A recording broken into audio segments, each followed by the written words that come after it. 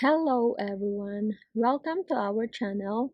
Today we will continue our discussion with the different kinds of obligations classified according to plurality of subjects.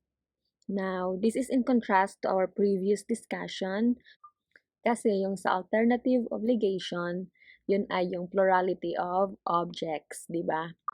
In this video, we will be discussing more particularly the joint and solidary obligations. Actually, medyo madugo or siguro sa inyo hindi, pero in my part, kasi hindi ako masyado into computation. Here, we will be doing, syempre, mga simple computations lang naman.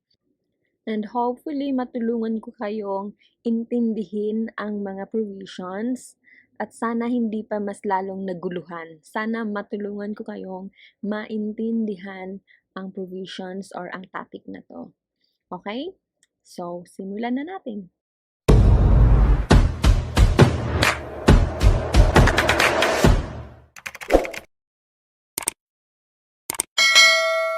Before we discuss, please like and subscribe and click that bell button para updated ka sa new video uploads namin. Unlike dun sa mga previous discussions natin na binabasa ko muna yung mga provisions bago ko i-discuss, dito kasi medyo mahaba yung topic. So, I think, papakita ko pa rin naman yung provisions. Siguro, post nyo na lang, tapos basahin nyo rin. And then, after that, tsaka nyo pakinggan kung paano ko i-explain. Okay? So, Article 1207. Yung Article 1207, obviously, this talks about joint and solidary obligations. Kung sa previous discussion natin sa alternative and facultative obligations, we deal with plurality of objects. Dito naman, plurality of subjects, meaning maraming mga debtor or creditor. Para mas maintindihan natin ang lahat ng lecture na to, dapat talaga malinaw sa atin ano ba ang joint and ano ang solidary obligations. Wait, simulan natin pala kay single. Pag single or individual obligation, isa lang ang debtor or obligor, and isa lang din si creditor. This is in contrast kay collective obligation, wherein there are two or more debtors and two or more creditors. Okay? Maliwanag. Now, what is a joint obligation? What is solidary obligation? Pag joint class, each debtor answers only for a part of the whole liability, and each obligee belongs only part of the correlative right. Tandaan nyo dito, to each his own sila. Okay? To each his own. Kung ano lang yung share at kung ano lang yung part or portion na sa kanya, yun lang yung right or yun lang yung obligation niya. Pag solidary naman, or in other term, joint and several, each of the creditor may demand fulfillment of the whole obligation. Dito class, one for all for one sila. Okay?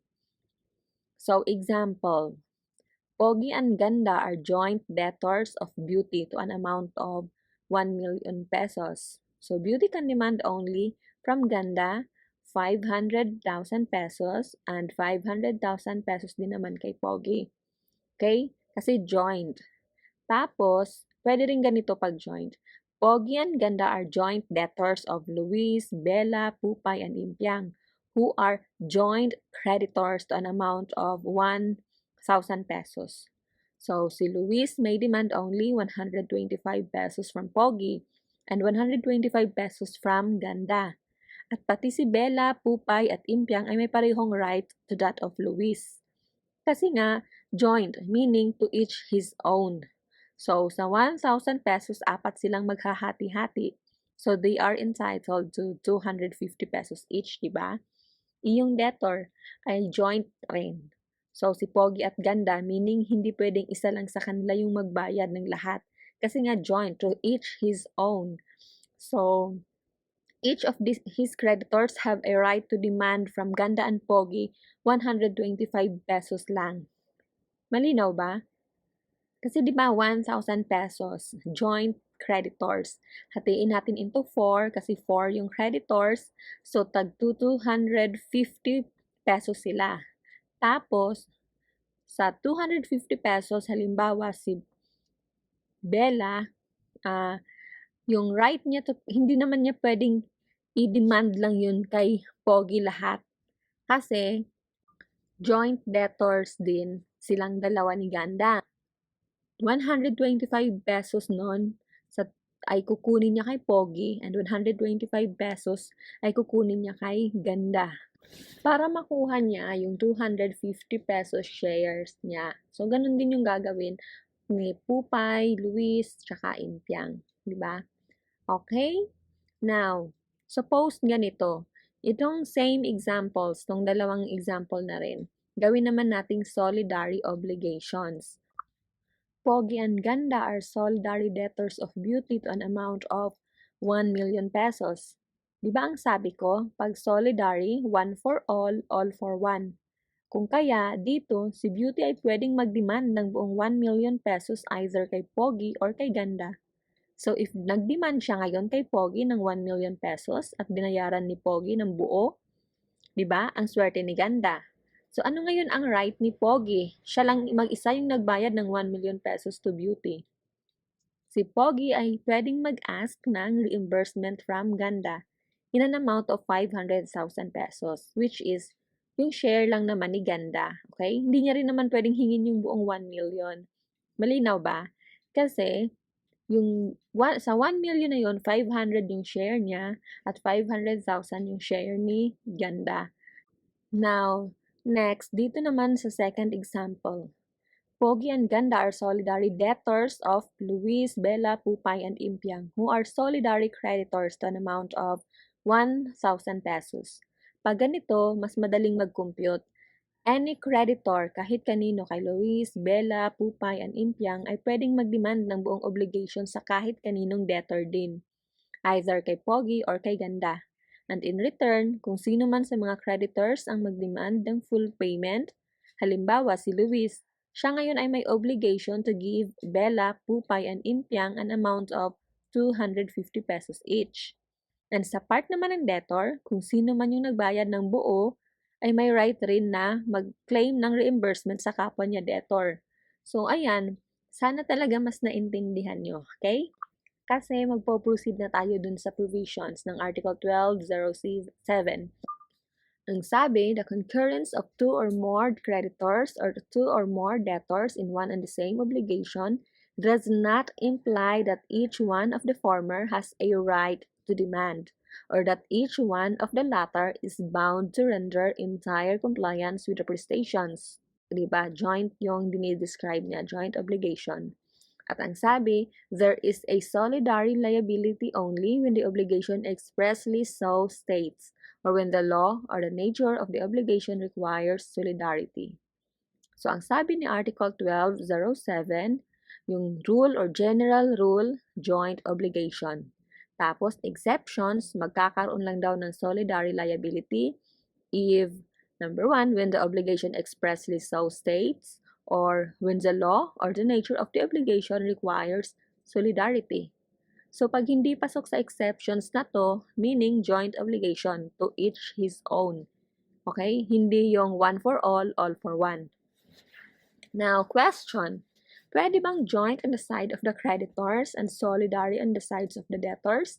Or vice versa? Kasi mga example natin pareho pag joint din yung si debtors, joint din si creditors. Actually, pwede naman. Okay? Example, ito. Pogi and Ganda are joint debtors of Luis, Bella, Pupay, and Impiang, who are solidary creditors to an amount of 1,000 pesos. So, how much can Luis collect from Pogi? Dito, since Luis is a solidary creditor, so presumably, pwede niyang makolekta ang buong amount. But since Pogi is a joint debtor, he is obliged to pay his shares only, yung part niya lang, okay? Hence, Luis can collect 500 pesos from Pogi. Paano pagbaliktad naman? Yung debtor ang solidary at ang creditor ang joint. So, ganito. Pogi and Ganda are solidary debtors of Luis, Bella, Pupay, and Impiang, who are joint creditors to an amount of 1,000 pesos. So same question, how much can Luis recover from Pogi? Since Luis is only a joint creditor, he can only recover his shares, which is 250 pesos. And since ang debtor ang solidary, Pogi is solidarily liable, meaning pwede niyang makuha ang buo niyang share na 250 pesos kay Pogi alone.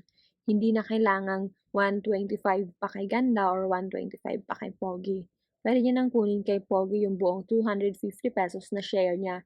Natural yung share niya lang kasi nga joint creditors naman sila. Okay? Okay. What are the words used to indicate joint liability? Pag nakita or nabasa niyo mga words na to, meaning it is joint obligations. Okay? Yung liability ng ng obligors or debtors are joint. Pakibasa na lang, okay? But usually, the words used are eto, pro rata, or proportionately, or jointly, yung mga ganon. Okay? Now, in contrast, ano naman yung mga words used to indicate solidary liability?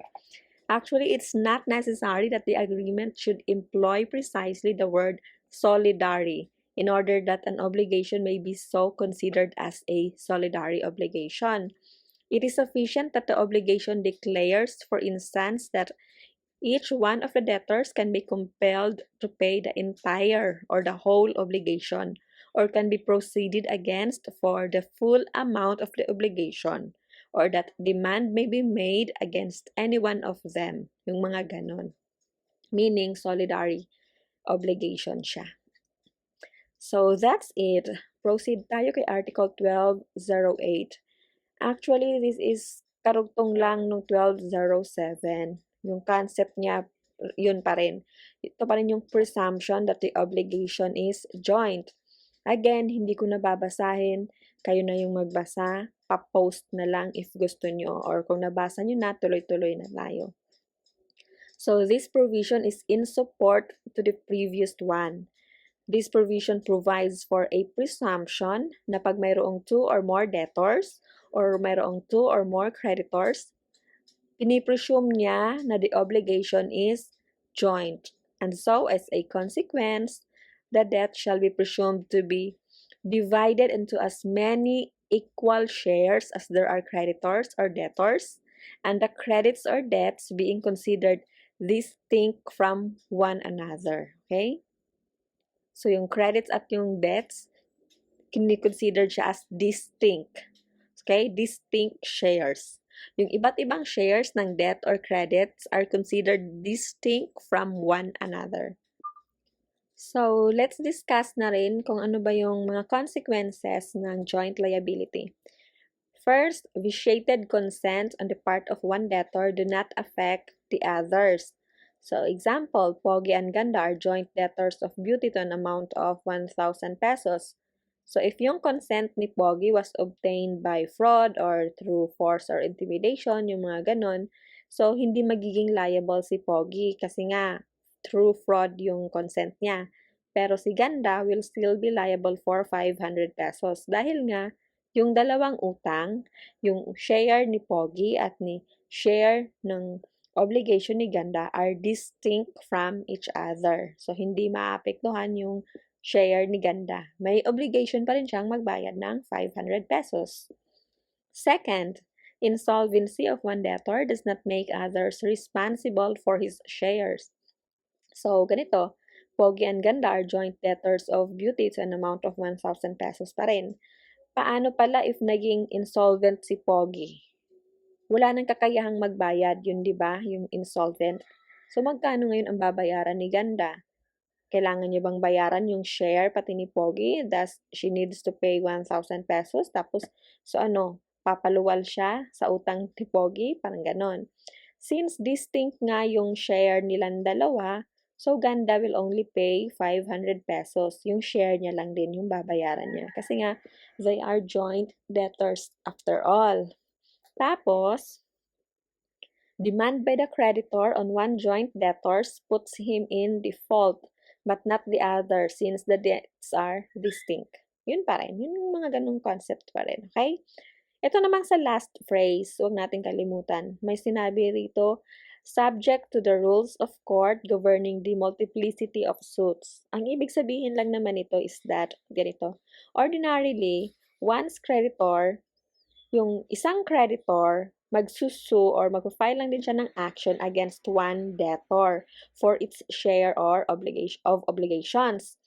But in view of this phrase, dahil dito, to obtain a just, speedy, and inexpensive determination of every action or proceedings, it would be much better to sue all the necessary parties at the same time. So, sa isang action, susue niya na or mag-file na siya ng case against lahat ng parties. Okay? So, okay. Yun lang yun. 1209. Obviously, this is joint indivisible obligation. Okay? Pakibasa na nga lang din talaga. So, this article speaks of a joint indivisible obligation. The obligation is joint because the parties are merely proportionately liable. And indivisible naman dahil yung object or subject matter is not physically divisible into different parts. So, joint is referring to the tie between the parties. Tapos, indivisible, nagre-refer naman siya dun sa object. Example, Pogi and Ganda are jointly liable to give Beauty a car valued at 1 million pesos. So, on the date of delivery, Pogi is willing to deliver but Ganda is not. Since the car is indivisible, the debt can only be enforced by proceeding against all the debtors for compliance. Okay, hindi kasi siya mako-comply unless lahat talaga ng debtors ay mag-comply ng kanilang obligation since yung car ay indivisible. In this case, the liability is converted into one for damages. So, ano nga ba yung characteristics of joint indivisible obligations? The obligation is joint, but since the object is indivisible, the creditor must proceed against all the joint debtors. For compliance is possible only if the joint debtors would act together. Ito nga yung sinasabi kong mako-comply lang siya pag lahat ng debtor ay nag-comply. Now, second, demand must therefore be made on all the joint debtors. A demand made by one joint creditors is not a demand by the others. If there be joint creditors, delivery must be made to all, not merely to one, unless that one be specifically authorized by the others. Kasi nga joint, iba't iba yung share nila. So pag nag-deliver ka naman, dapat sa bawat isa talaga, hindi pwedeng sa isa lang. Kasi joint creditors sila. And lastly, joint creditor is allowed to renounce his proportionate credit. Pwede niyang i-renounced or i-waived. Yun. Mas magadali atang intindihin. Pwede niyang i-waived yung sa kanya, yung credit sa kanya. Okay? So, itong provision na to talks about indivisibility. Tapos, dinidistinguish siya kay solidarity. Sabi, ang indivisibility ng obligasyon ay hindi kaagad nangangahulugan ng solidarity. At hindi porket indivisible ang object, solidary na.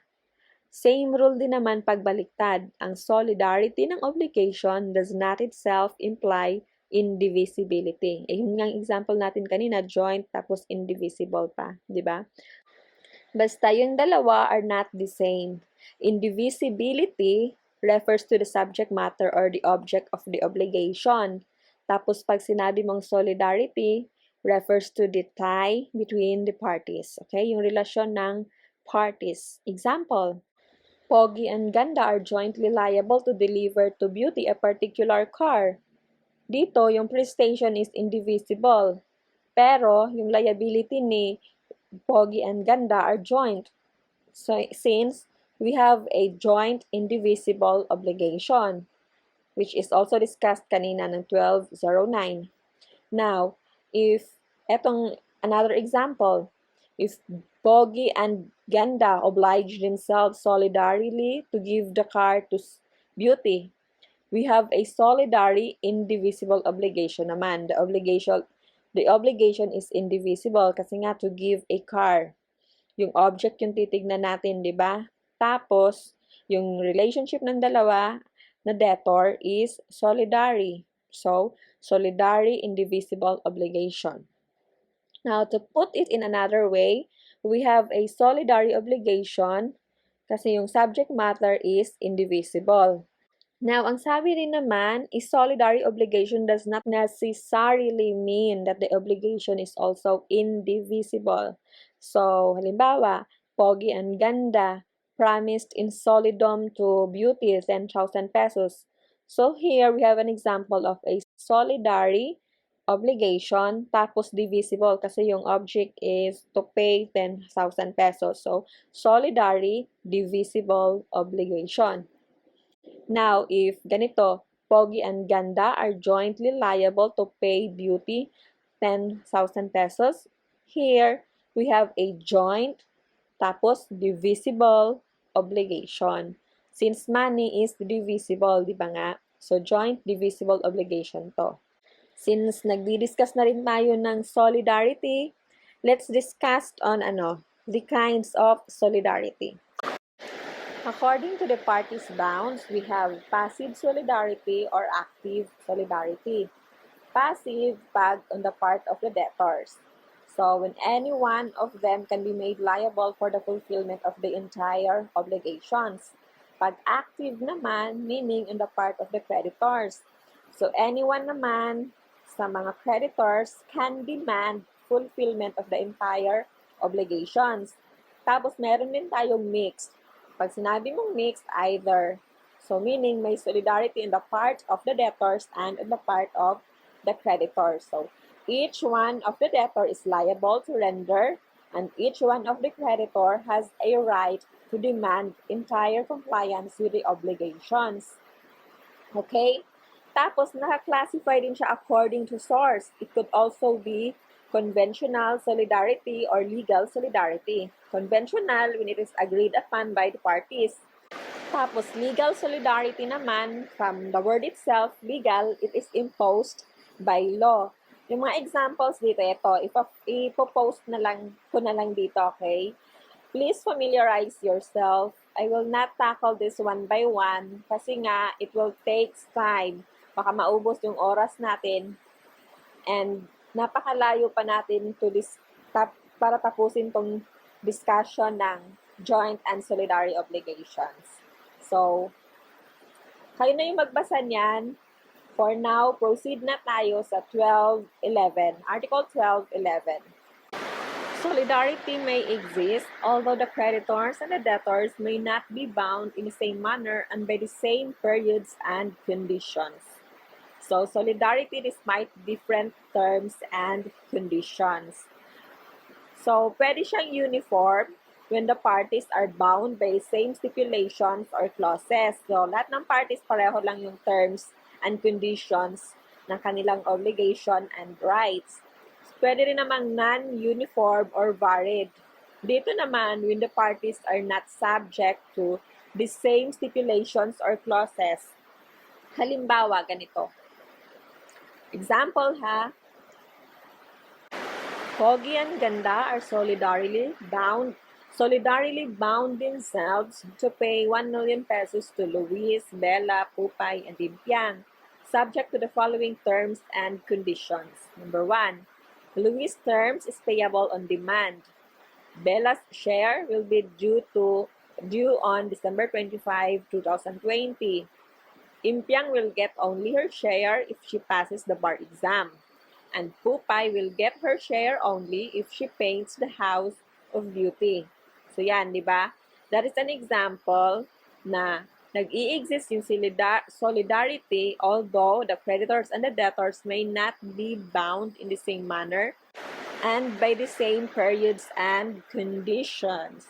So dito class, example na to. The obligation is still solidary. Kahit pa nga according kay Article 12.11, debtors may not be bound in the same manner and by the same periods and conditions. Dito, the creditor may recover that part that is pure and unconditional and should leave in suspense or pending the right to demand the payment of the remainder until the expiration of the term or the fulfillment of the condition. So, yung share ni Luis will be due pag nag-demand na siya. But, hindi niya pa makukuha ang share nila ni Bella, Impiang at Pupay. Kasi naman, yung shares nila hindi pa due and demandable. Yung share ni Bella ay pwede na niyang ma-recover pagdating ng December 25, 2020. At yung kay Impiang at Pupay, pag nagawa at nangyari na yung kondisyon na hinihingi ng kanilang obligation, nasa stipulation ng contract nila. Diba? So, I think okay na siya. Let's proceed to Article 12.12 na. Each one of the solidary creditors may do whatever may be useful to the others, but not anything which may be prejudicial to the latter. So, the provision provides that solidary creditors may do useful, not prejudicial acts. Okay? Pwede yung useful acts, pero hindi yung prejudicial acts.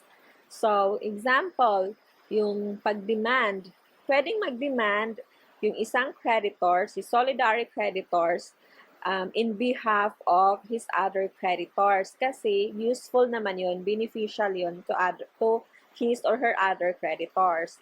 Pero, hindi niya pwedeng i-condone or alam mo yun, yung i-waive yung rights yung right niya sa credit, tapos kasama niya pa yung ibang rights ng mga kasama niyang creditor kasi that is prejudicial sa kanyang mga kasamahan.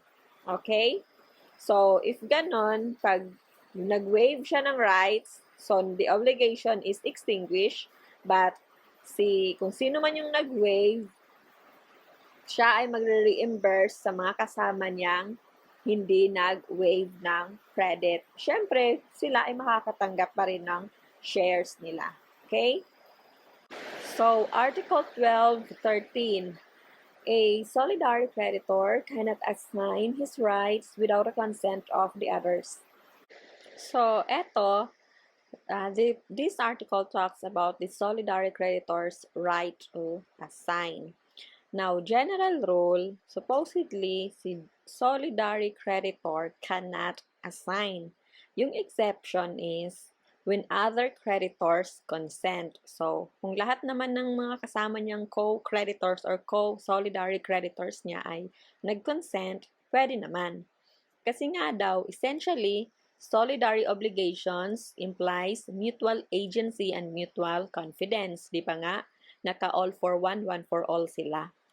So, yun. So, pag nag-assign ka to other person, inassign mo sa iba ang right mo, that person will then be put in your shoes. So, yun nga, so mutual agency and mutual confidence pa naman yung relationship between solidary obligations. So, yun, kailangan may consent ng mga other creditors. Okay? Example, Pogi is obliged to give 1 million pesos to solidary creditors Bella, Impiang, and Pupay on December 25, 2020.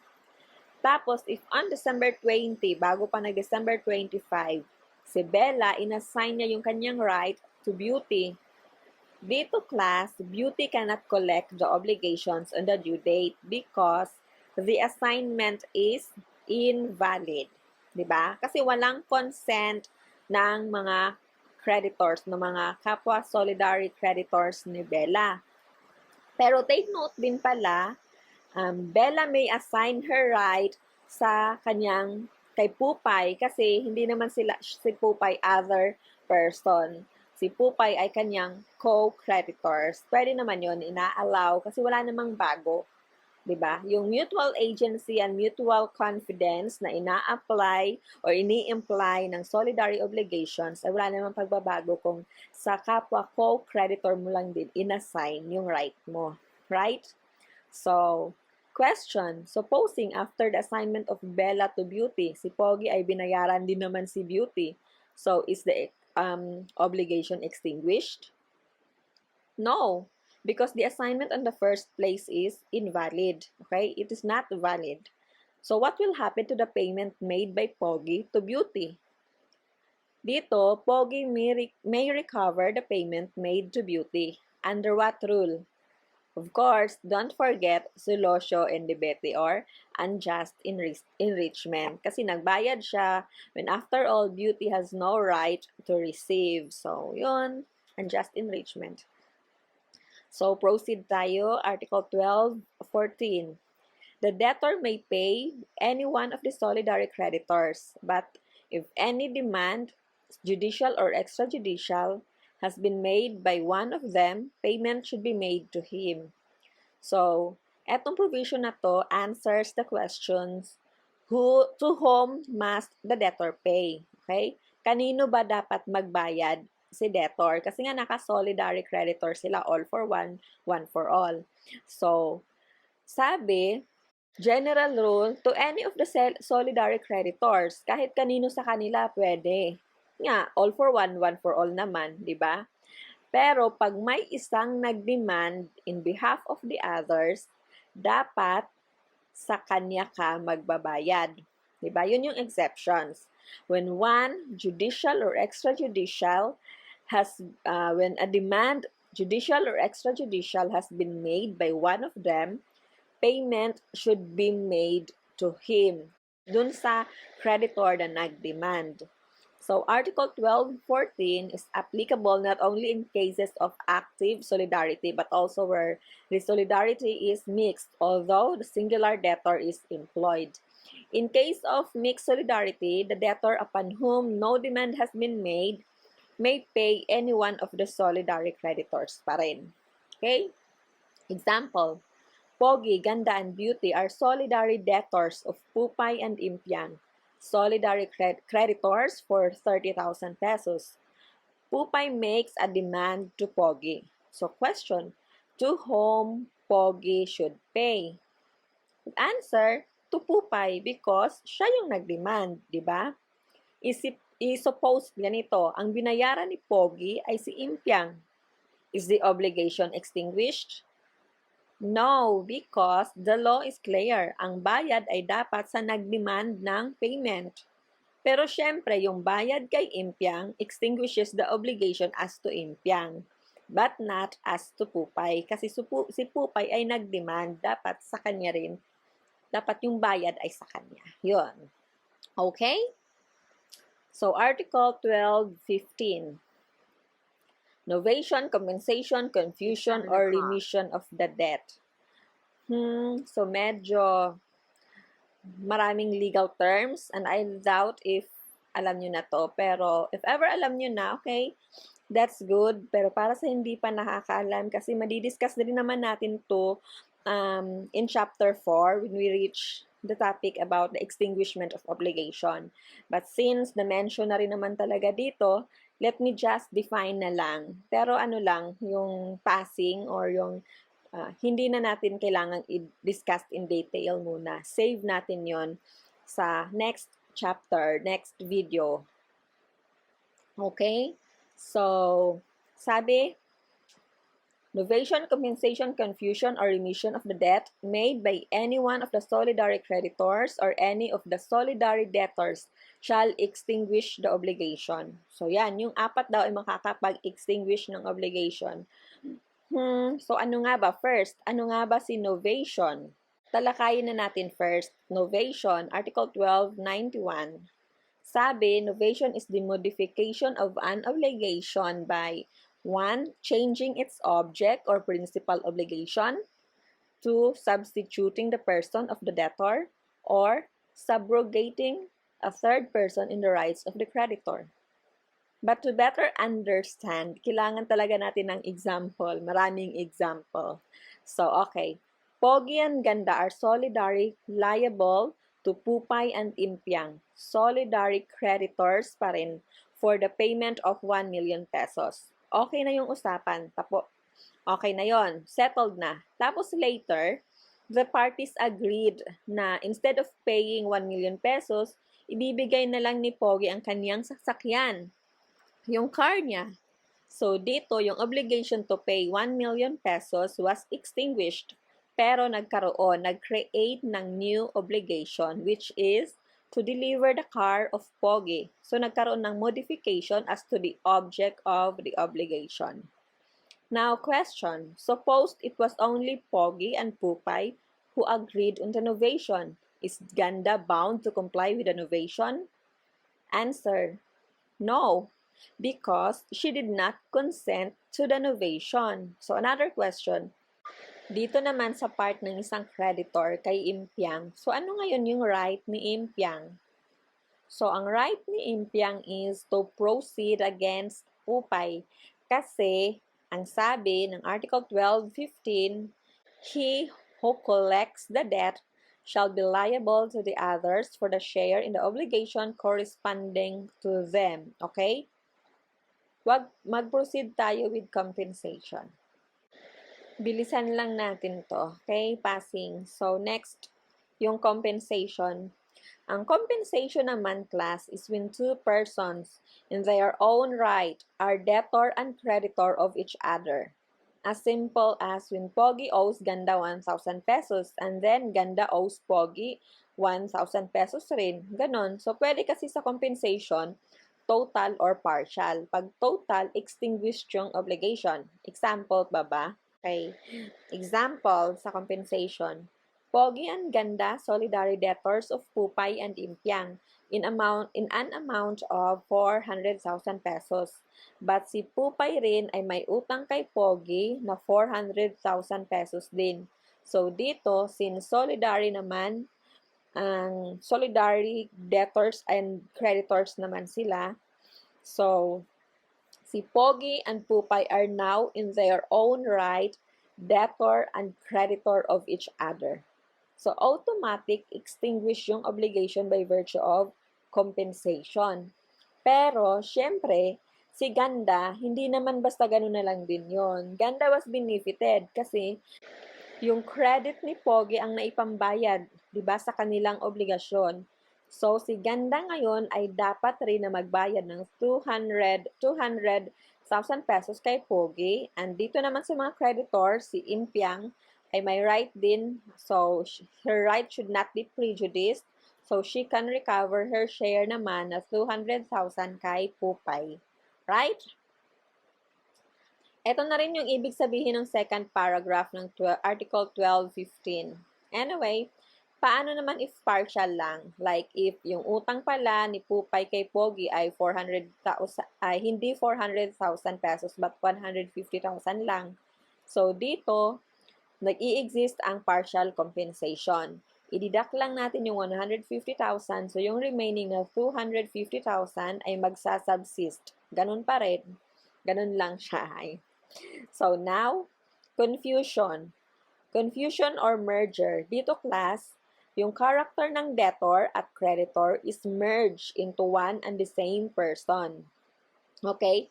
Kanina sa compensation, yung debtor and creditor ay naging si Pogi at si Ganda ay naging debtor and creditor of each other.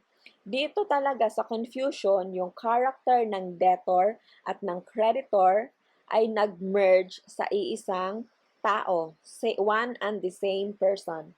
So, example, if si Pogi and Ganda, Solidary debtors ni Beauty for 10,000 pesos through a promissory note. Tapos, si Beauty, in-endorse ang promissory note or promissory note niya kay Bella. And si Bella, in-endorse naman yung promissory note kay Impiang and from Impiang to Pupay. And then, from Pupay, na-endorse niya ulit yung promissory note worth 10,000 pesos to Pogi. So, si Pogi ay naging debtor and creditor at the same time. So, eto, sa example na to, na-extinguish na rin yung obligation. Okay? So, how about remission? Remission, other term is condonation or yung waiver. The act of liberality, whereby yung creditor condones the obligations of the debtor. Yung winave ni creditor, yung credit in favor kay debtor. So, wala nang babayaran, extinguish na ang obligation. Ganun lang siya. I don't think kailangan pa ng example. But, balikan na lang natin yung provision. Sabi, di ba, novation, compensation, confusion, or remission of the debt made by any of the solidary creditors or with any of the solidary debtors shall extinguish the obligation without prejudice to the provision of Article 12.19. So, eto lang, without prejudice to the provision of Article 12.19. Anong ibig sabihin ng without prejudice to the provision of Article 12.19? Dito, class, pag daw ang share ng solidary creditor was remitted by the creditor after another solidary debtor had paid the whole obligation, the remission is useless. Magbabayad pa rin si debtor. Ganon. Kasi bago niya nag-waive lang siya after na ng payment.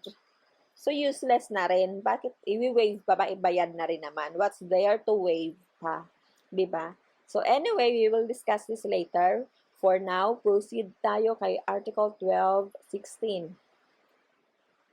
So Article 12.16, the creditor may proceed against any one of the solidary debtors or some or all of them simultaneously.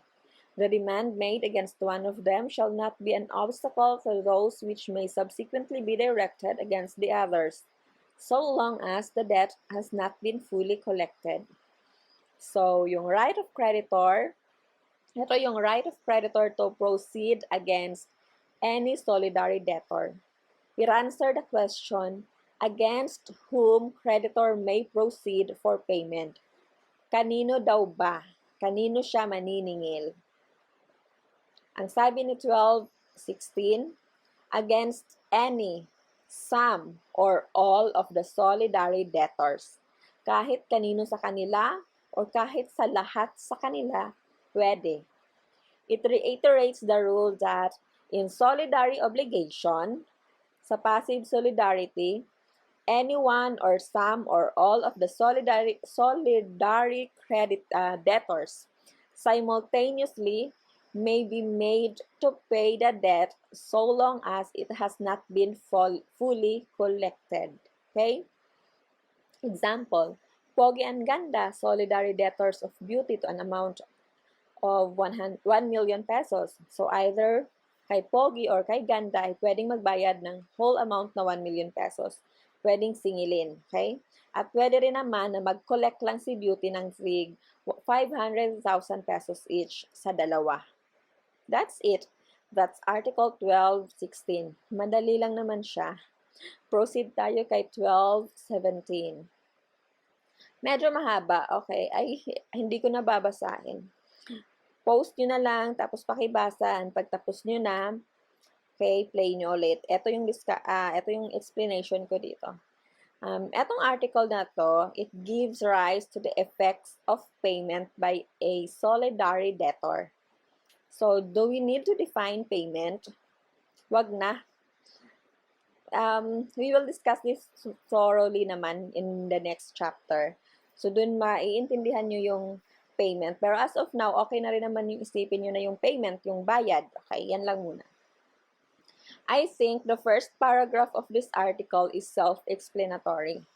Payment made by one of the solidary debtors extinguishes the obligation. If two or more solidary debtors offer to pay, the creditor may choose which offer to accept. Diba? Payment extinguishes the obligation. And if two or more debtors nag-offer ng bayad, si creditor ay may option kung sino sa kanila o kanino sa kaninong offer ang tatanggapin niya. Diba?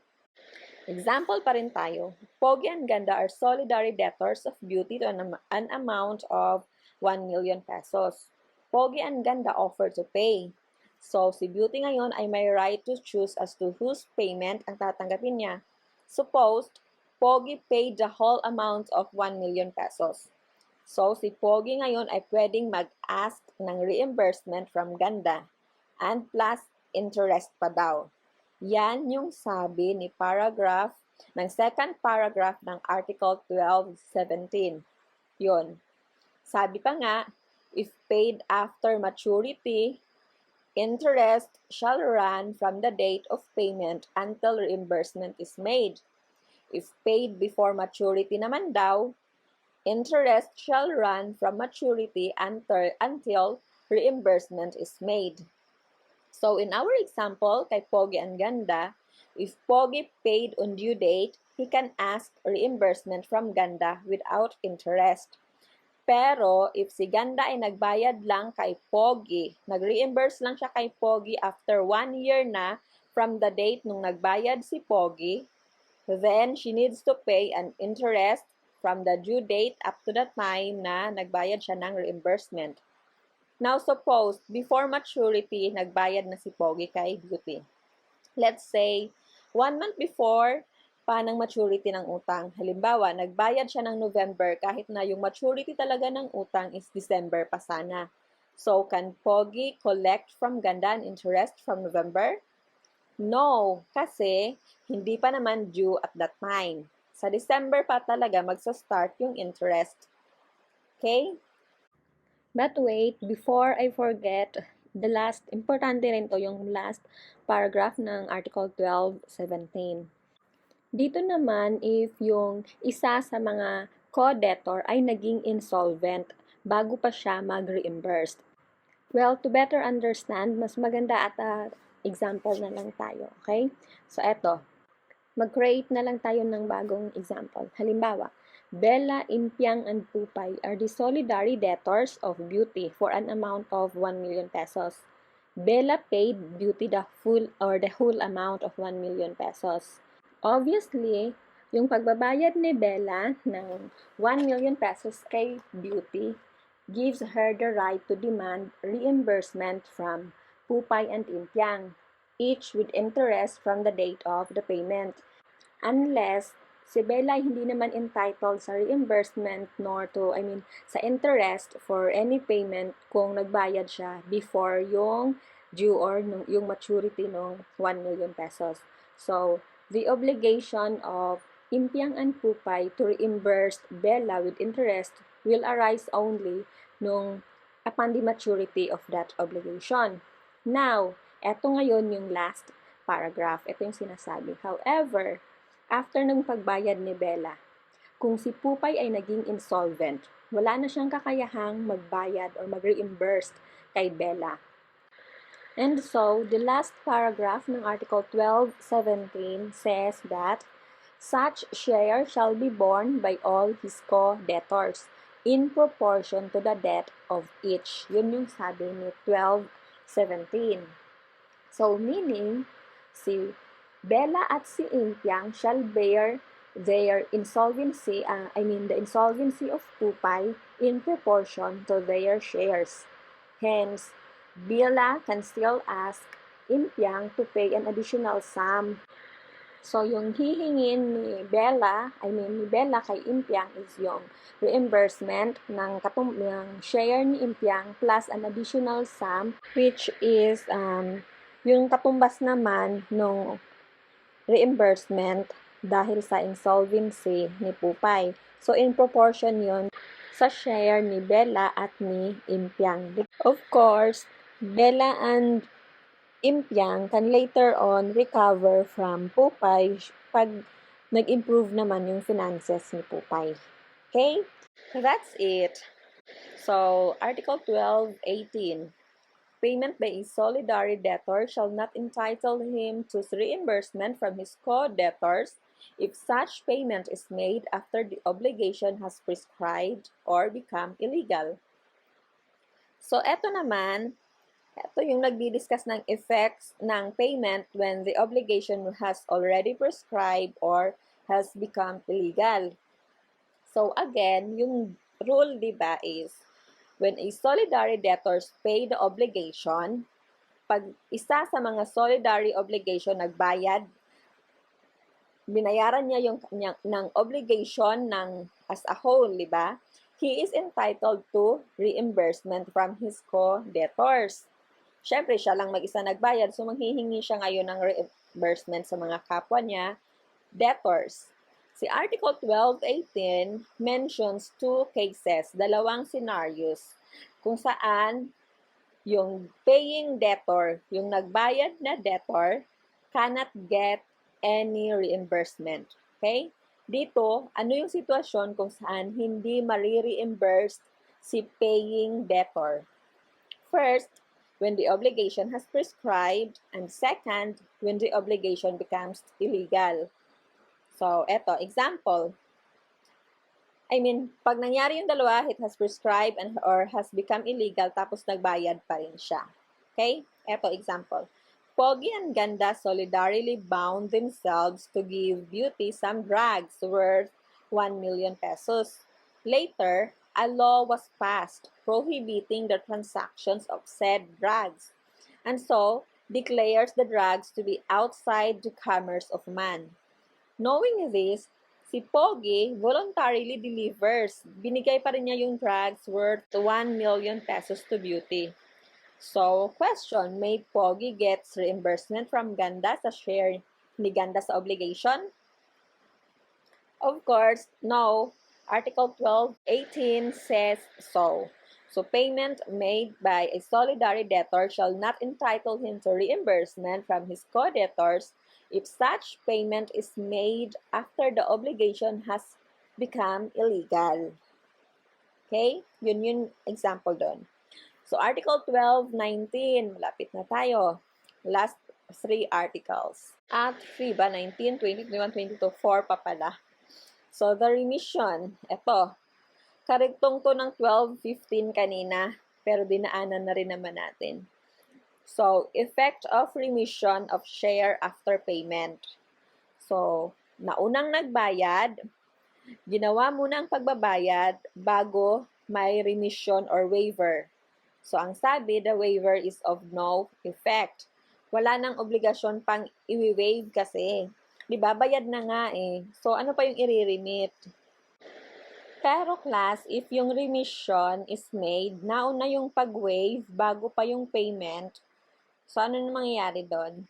Papahula ko talaga sa inyo. Anyway, yun is a case of solutio indivisibility, di ba? Unjust enrichment. Nagbayad ka, when after all, wala na palang right na, hindi ka na pala dapat magbayad. Okay? Anyway, this article is designed to prevent fraud and to give justice to the paying debtor naman. So, example, Pogi and Ganda solidarily bound themselves to pay Beauty 1 million pesos. So, binayaran na nga ni Pogi ang buong 1 million pesos. Tapos, itong si Beauty, after nung payment, nag-waive ng share ni Ganda. Sabi, Ganda, wag mo nang bayaran. Okay. Sabi ng Article 12.19, the remission made with the creditor of the share which affects one of the solidary debtors does not release the latter from his responsibility towards the co-debtors. So, in case the debt had been totally paid by any one of them before the remission was effected. So, dito, dahil nga nauna yung payment before yung remission, Pogi can still recover reimbursement from Ganda. Kasi bayad na. Tapos, i-remit mo ngayon yung utang kay Ganda. So, ano to? Diba? Unfair kay Pogi pag ganun. So, wag. Hindi daw pwedeng ganun. Pag ganun daw, nako naman, ang sabi ni 12.19, si Ganda ay may obligation pa rin to pay or to reimburse Pogi. Pero yung sabi ko nga kanina, if nauna yung remission ni Beauty, bago nauna yung pag-waive niya ng utang ni Ganda, tapos tsaka pa nagbayad si Pogi ng 1 million pesos to Beauty, and tinanggap naman ni Beauty, dito kasi nauna yung waiver, so hindi kailangang mag-reimburse ni Ganda. Dahil nung nag-waive si Beauty ng credit or ng utang ni Ganda, nagkaroon na ng extinguishment of obligation. So, hindi na kailangang i-reimbursed. However, si Pogi can demand the return of 500,000 pesos from Beauty under the principle of solutio indivisibility, unjust enrichment. Okay? So, Article 12.20. The remission of the whole obligation obtained by one of the solidary debtors does not entitle him to reimbursement from his co-debtors. So, no right to reimbursement in case of remission. Okay? Ang dahilan para sa article na to, because ang sabi, yung remission daw, nung nag-remit or nung kinindone ni creditor, yung utang ni debtor, wala naman, hindi naman nagbayad si debtor, di ba? Remission is, it must be borne in mind, is essentially gratuitous. It is really a donation. So, note class, it applies only when the whole obligation is remitted. Okay? Basta tandaan nyo lang, no right to reimbursement in case of remission. Kasi unfair. Ni-remit, tapos maniningil ka sa mga kasama mong co-debtors. So, yun. Nagkapera ka pa. Okay, so Article 1221. Medyo mahaba ang provision, hindi ko siya babasahin. Yung provision na to talks about the effect of loss or impossibility. So, to simplify this provision, ganito lang talaga yung ibig niyang sabihin. Pag yung loss or yung impossibility is without the fault, no liability. The obligation is extinguished. Now, second scenario, if my fault si debtor, then there is liability plus damages and interest. Okay? Tapos yung third scenario, pag yung loss daw is because of a fortuitous event after default. Dito naman, there is liability because nagkaroon na ng default bago pa man yung fortuitous event. So, example, ganito. Pogi and Ganda are solidarily obliged to give Beauty this particular car. The car was lost by a fortuitous event and without any fault on the part of the debtors. So, what happened to the obligation? Article 1221, first paragraph, yung mag-a-apply. So, the obligation is extinguished and there is no liability. Now, suppose the car was lost through default of Pogi, and Beauty makes a demand later upon Ganda. Should Ganda be liable for the price of the car? Si Pogi ang may kasalanan. At fault si Pogi, pero si Beauty nagdemand kay Ganda. Liable ba si Ganda? Second paragraph of Article 1221 naman yung mag-a-apply. Si Ganda will be liable even if she was not at fault. Remember, they are solidarily obliged to give Beauty that car. And note, the law expressly makes her liable, hindi lang sa price ng car but as well as damages and sa interest. However, Ganda can later on recover from Pogi the whole amount of what she paid kasi had Pogi not been at fault, the obligation would have been extinguished. So, Ganda can recover the whole amount, take note, of what she had paid. Right? Now, suppose ganito ang nangyari. Pareho pa rin. Pogi and Ganda are solidarily obliged to give Beauty this particular car. Tapos, Beauty already makes an extrajudicial demand upon Pogi. But, hindi pa nakapag-deliver. Tapos, after nung demand, the car was lost through a fortuitous event. So, question, is the obligation extinguished? So, dito naman, si last paragraph of Article 1221 will apply. So, the obligation is not extinguished because nauna yung demand bago pa nawala yung car through a fortuitous event. And yung same rule nga daw ng second paragraph is also applicable. Sinabi pa, di ba? So, meaning, the non-defaulting debtor, which is Ganda, can later on recover from Pogi the whole amount of what she paid. Kasi nga, had Pogi not been at fault, the obligation would have been extinguished. So, Ganda can recover the whole amount of what she paid. Okay? That's it. It's as simple as that. So, punta na tayo sa last article ng video na to, Article 1222. So, eto naman yung mga defenses available to a solidary debtor. So, in an actions filed by the creditor, a solidary debtor may avail himself of the following defenses. First, defenses derived from the nature of the obligation. So, eto yung defense na from the nature of the obligation is actually a complete defense because it nullifies the obligation. It renders the obligation ineffective. Example, yung fraud, yung prescription, remission, illegality or absence of consideration, yung non-performance of a suspensive condition as a debtor, pwede mo yang gamitin. Now, second naman ng mga defense, yung defenses personal to the debtor. Yung example dito, yung mga vitiated consent, incapacity to give consent, di ba? Like yung minor, tapos yung non-fulfillment pa rin ng condition. This is also personal to the debtor. So, and last is yung defenses personal to other solidary debtors. So, eto naman yung partial defense. Yung first and second, yun ay mga complete defense. Meaning, pag yun yung defense mo at napatunayan mo, hindi ka talaga magbabayad. Dito sa partial, partial lang din. Anyway, ito, example. Pogi and Ganda are solidarily indebted to Beauty for 1 million pesos, but Pogi's consent was obtained through force and intimidation. So, if Beauty files an action against Pogi para maningil ng 1 million pesos, how much can she get from Pogi? The answer is nothing.